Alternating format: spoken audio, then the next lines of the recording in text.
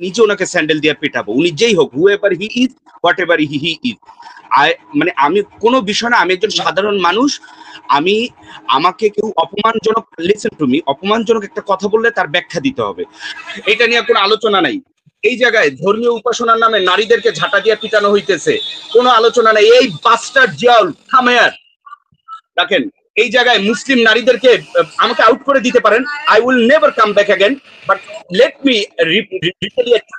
এই জায়গায় দেখেন মুসলিম নারীদেরকে ধর্ষণ করার জন্য উপহার দেওয়া হচ্ছে, এটাকে বলা হয় মুফতি। উনি মুফতি আলেম, উনি কাকে জানি থাপড়াইতে চাইলেন, থাপড়াইয়া সোজা করে দেবেন। আপনাকে যদি কেউ থাপড়াই সোজা করে দেয়, আপনার ভালো লাগবে? এই ভাষা সংযত হওয়া, আপনি কথা শুনছি, কথা যাই হোক, আপনি কি আইন হাতে তুলে নিতে পারেন? আপনি কি আইন হাতে তুলে নিতে পারেন? আপনি থাপড়াতে পারেন? ঠিক আছে, যারা ধর্ম ব্যবসায়ী তারা ভুল বলেছে, ধর্ম ব্যবসায়ীর ভুল ব্যাখ্যা দিয়েছে, কিন্তু আপনি এজ এ আলেম আপনি কাউকে থাপড়াতে পারেন? থাপড়াবার অধিকার আছে? আপনার অধিকার আছে?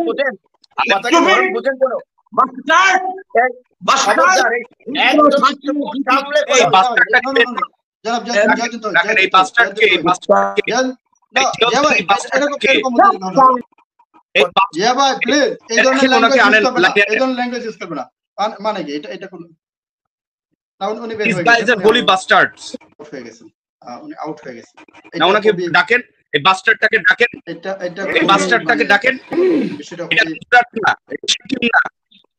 এই বাস্টারটাকে ডাকেন।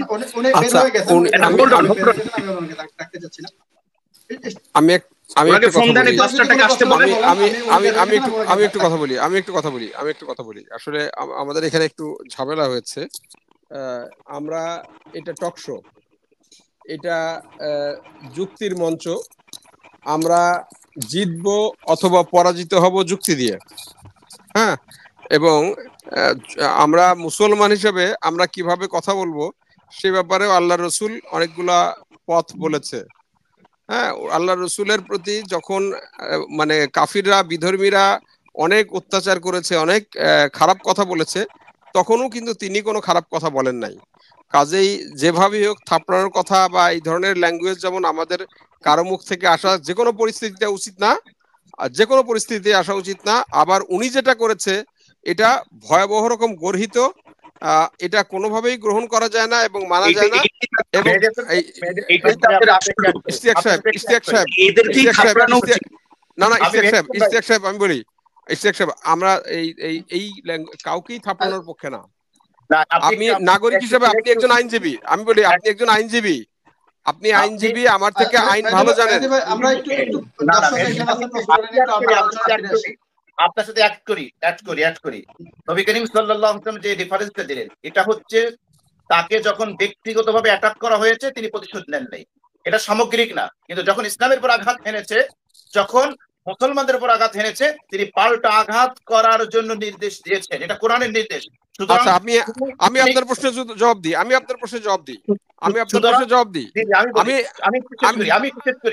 আমি বিশেষ করি ওইটা হচ্ছে ব্যক্তিগত একটা বিষয়। নবী করিম সাল্লাল্লাহু আলাইহি ওয়াসাল্লাম ব্যক্তিগতভাবে তাকে যদি কেউ কষ্ট দিত, তাকে যদি কেউ আঘাত করত, সেটা যে কোনো ভাবে তিনি সেটা ক্ষমা করে দিয়েছেন। কিন্তু ইসলামের উপর আঘাত আসতে কখনো তিনি ক্ষমা করতেন না। বা তিনি আমি আপনার এই প্রশ্ন উত্তর দিই, আপনি ঠিক বলেছেন, কিন্তু আপনি একটা মানে ব্যাখ্যাটা একটু ভুল করেছেন। সেটা হলো যে এটা ঠিক যে রাসূল সাল্লাল্লাহু আলাইহি ওয়াসাল্লাম ব্যক্তিগতভাবে ক্ষমা করেছেন, কিন্তু ইসলামের উপর যখন আঘাত এনেছেন তখন তিনি যুদ্ধও করেছেন, রাইট। বাট উনি যুদ্ধ করেছেন ইসলামী রাষ্ট্রের প্রধান হিসাবে, উনি ব্যক্তি হিসাবে না। কেউ যদি আজকে এখানে, আমি আপনাকে বলি, আপনার সামনে বা আমি যেখানে বসে আছি, আমার পাশে যদি গিয়ে কেউ ইসলামের বা আল্লাহর গালি দেয়, আমি গিয়ে তারে থাপড়াইতে পারি না। এই দেশ আছে, এই দেশে আমি তাকে ধরে নিয়ে গিয়ে আইনের হাতে মেহেদী ভাই আমরা একটু আলোচনা, আচ্ছা মেহেদী ভাই আপনার আমি সময়টা তাকে একটু আইনের বলেন। হাতে আমি সমর্থ করতে একজন দর্শক আছেন, আমি আলোচনাটা একটু শেষ না আমি করতে হবে। একজন দর্শক আছেন। একটা ভুল ব্যাখ্যা হচ্ছে ভাই, আমি বলি ইশতিয়াক একটা যদি কোনো প্রশ্ন থাকে বলেন। ইশতিয়াক না আমি বলছি একটা ভুল ব্যাখ্যা হচ্ছে। হ্যাঁ, এখানে এখানে এখানে আপনি তার বিরুদ্ধে আদালত আছে, আইন আছে, এবং আমি মনে করি বাংলাদেশে যথেষ্ট এদের বিরুদ্ধে ব্যবস্থা নেওয়ার জন্য যথেষ্ট মানে মানে শক্তিশালী আইন আছে। কেউ যদি ইসলাম অবমাননা করে যথেষ্ট শক্তিশালী আইন আছে, আপনি তার কাছে আইনের দ্বারস্থ হন। ইসলাম কাউকে আইন হাতে তুলে নেওয়া কখনোই উৎসাহিত করে না কোন নাগরিককে, তাহলে ইসলামিক জুরিসপ্রুডেন্স বলে কিছুই থাকতো না, কোথাও থাকতো না। আমি আপনার সাথে একমত, এই জায়গাটায়, যে এই জায়গাটায় আচ্ছা আমি আমার প্রশ্নটা করি। যে আমি একটু 30 সেকেন্ড শেষ করবো। জি, এই জায়গাটা এখানে দরকার, সেটা হচ্ছে যে অপরাধী যদি হয়, ইসলামী রাষ্ট্র ক্ষমতা যদি থাকে, তাহলে সেই ক্ষেত্রে ইসলামী রাষ্ট্র সেই জায়গাটা ব্যবস্থা নেবে, সেই জায়গাটা এইটা ঠিক আছে। এবং যে কোনো দেশের, আপনি যেটা বলেছেন আপনার সাথে আমার দ্বিমত নাই, আমার এক জায়গায় একমত পোষণ করছি। হ্যাঁ, আমি যেটা বোঝাতে চাচ্ছিলাম সেটা বলতে চাচ্ছিলাম যে থাপড়ানো উচিত, কিন্তু হয়তো ওইটা মিস্টেক হয়ে এটা ওইভাবে বের হয়ে গেছে, আমাদেরকে নিষ্পত হয়েছে। আমি জাস্ট এটা বোঝাতে চেয়েছিলাম।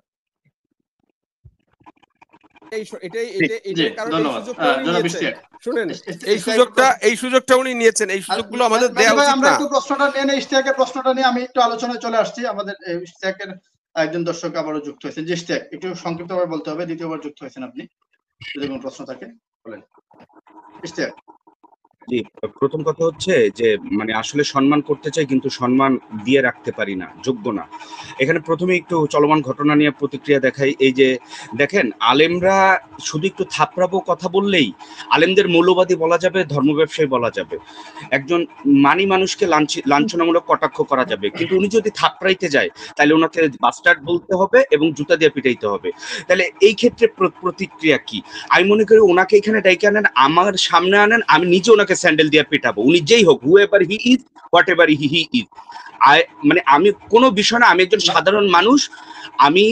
আমাকে কেউ অপমানজনক, লিসেন টু মি, অপমানজনক একটা কথা বললে তার ব্যাখ্যা দিতে হবে। আমি দেখবো মিডিয়াতে হুট করে এসে বলে মুসলিমরা মৌলবাদী, জঙ্গিবাদী। আপনি রানা দেশগুপ্তকে দেখেন, ওনার প্রত্যেকটা কথায় একবারও ভগবানের নাম নাই, একবারও মা দুর্গার নাম নাই, একবারও সরস্বতী মা পার্বতীর নাম নাই। উনি যতক্ষণ কথা বলবে মুসলমান এবং মৌলবাদী, ওনার স্টেটমেন্ট গুলো আপনি দেখেন, এবং স্বাধীনতা বিরোধী শক্তি, অপশক্তি এগুলো বলে। এগুলো ভাই আমি কেন প্রতিক্রিয়া দিলাম, কারণ আমি এখনো বলছি দায়িত্ব নিয়ে, যে লোকটা, ওনার নাম সম্ভবত ছিল জিয়াউল হক যেন একটা ছিল, he is a bastard, holy bastard. আপনি বাস্টার্ড, আপনি সামনে থাকলে সামনে আসেন। আমি আপনাকে বললাম you are a holy bastard, cheeky bastard. আমাদের সমস্যা হচ্ছে কি, আলেমরা কোনো মানুষের পর্যায়ে না, আলেমদেরকে মৌলবাদী, পলিসিগত দিক থেকে সমস্যা হয়, তো প্লিজ। ওকে, তো আমি যেটা বলছি যে আলেমদেরকে যা খুশি তা বলা যায়, কিন্তু আলেমরা কথা বলুক। আলেমকে যদি আপনি কানে ধরাইতে পারেন, আলেম আপনাকে কানে ধরাইতে পারবে না। আলেমকে যদি আপনি মৌলবাদী বলতে পারেন বিনা কারণে, তার আলেম আপনাকে সাপোর্ট দেবে না। এটা তো ন্যাচারাল রিঅ্যাকশন। আচ্ছা যাই হোক, মূল কথায় চলে যাই। উনি বললেন যে রাষ্ট্র ওনারা মেরামত করে দেবে। আজকে ইউনূস সাহেবকে নিয়ে কথা বলি, রাষ্ট্র কি মেরামত হবে কি হবে না সেটা রেফারেন্ডামের মাধ্যমে হইতে হবে। সংবিধান কি হবে কি হবে না সেটা রেফারেন্ডাম হইতে হবে। জাতীয় সঙ্গীত থাকবে না সেটা রেফারেন্ডাম হইতে হবে। আচ্ছা, আমি দেখছি মানে ইসলাম নিয়ে খুব ফুলকানি। আচ্ছা সংস্কার, আমি দেখি সংস্কারের কথা বলেন, আচ্ছা বা আমাদের সংস্কৃতির কথা বলেন। আচ্ছা বাংলাদেশে যে মুসলিম সেজে যে বসে আছে সৌদি আরবে আমাদের কি মোহাম্মদ বিন সালমান, তিনি তো ভ্যাটিকান সিটির সাথে চুক্তি করে আপনার সৌদি আরবে চার্চ বানাইছে, মুসলিম একের পর এক মুসলিম বিরোধী আইন করতেছে। এটা কি সংস্কার? এটা অ্যান্টি ইসলামিক অ্যালার্জি। আচ্ছা যাই হোক, এরপরে বলি ওয়াজ নিয়ে উনি কথা বললেন। কই বাইবেলে যে নারী বিদ্বেষ কথা আছে, সেটা যে বাইবেল ট্রেনিং ইনস্টিটিউশনে শেখানো হচ্ছে, লিগ্যালাইজ শেখানো হচ্ছে, উনি তো সেটা নিয়ে কথা বললেন না। উনি তো কথা বললেন না শূদ্রদের বিরুদ্ধে যে কথা বলা হচ্ছে সেটা নিয়ে তো উনি কথা বললেন না। আমার কথা হচ্ছে ওয়াজ কি আমাদের সংস্কৃতি কিনা। ওয়াজ আমাদের সংস্কৃতি, কারণ ওয়াজ শুধু সংস্কৃতি না, ওয়াজ আমাদের মুক্তি সংস্কৃতি। এখন আমি প্রশ্ন করি, যাত্রা পালা কি আমাদের সংস্কৃতি? যাত্রা আমাদের সংস্কৃতি। যাত্রা শব্দটাই বাঙালির শব্দ না, এই শব্দটা আসছে সংস্কৃত থেকে। আমি আরেকটা কথা বলি, বোরকা হিজাব আমরা কাউকে পড়তে বাধ্য করি না, আমাদের উপরে বোরকা হিজাব চাপায়া দেওয়া হয়। আপনি বোরকা হিজাব আমাদেরকে পড়তে বাধা দেওয়া হয়। আপনি দেখেন ইরানে বলেন বা ইউরোপে বলেন, আজকে দেখেন বাংলাদেশিরা ইতালির এক শহরে থাকে, সে জায়গায় তাদেরকে নামাজ পড়তে দেওয়া হবে না। আচ্ছা, উনি বললেন যে আজকে 2 মিনিট কথা বলবো, আর সেটা হলো আমি দেখলাম যে উনি বললেন যে বোরকা পরে অনেকে অন্যায় করে, কই ধুতি পরে অন্যায় করে না? একটা স্যাম্পল দেখাবো, এই জন্য আমি বইসা রইছি, জাস্ট একটা স্যাম্পল দেখাবো, আমাকে দয়া করে একটা সময় দিবেন। আর ওনাকে চ্যালেঞ্জ করে যাব, উনি এরকম একটা স্যাম্পল দেখাবে। এটা হলো উত্তরপ্রদেশের 2 ভাইকে জয় শ্রীরাম বলে গুলি করে মারতেছে।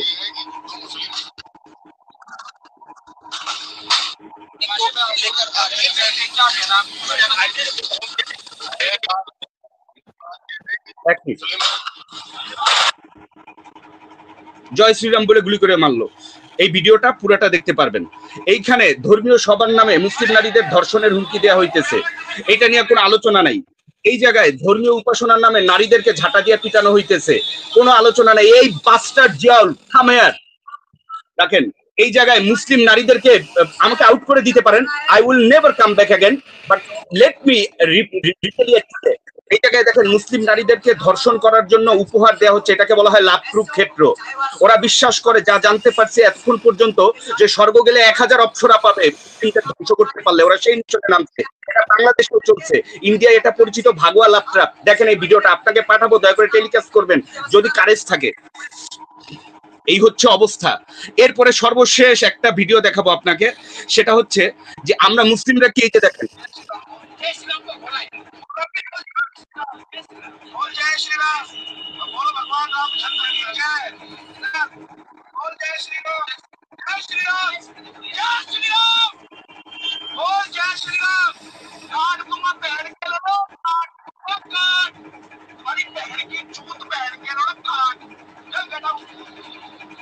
এরকম যদি হয় আমার আত্মরক্ষার অধিকার কি?